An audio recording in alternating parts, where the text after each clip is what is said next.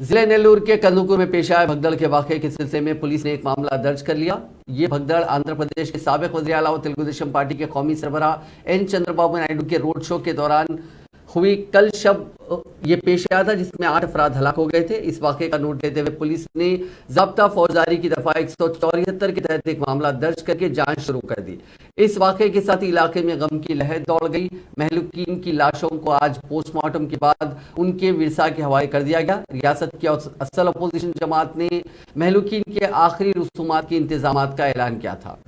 وزیر اعظم نریندر مودی نے آندھرا پردیش کے نیلور ضلع کے کندوکور میں پیش آئے بھگدڑ کے واقعے پر گہرے دکھ کا اظہار کیا۔ مودی نے مہلوک افراد کے خاندانوں سے اپنی گہری تعزیت کا اظہار کیا اور زخمیوں کے جلد صحت یابی کے لیے نیک تمناؤں کا اظہار کیا۔ ساتھ ہی انہوں نے مہلوکین کے لواحقین کو پی ایم ریلیف فنڈ سے 2 لاکھ روپے اور زخمیوں کے علاج کے لیے 50,000 روپے دینے کا اعلان کیا۔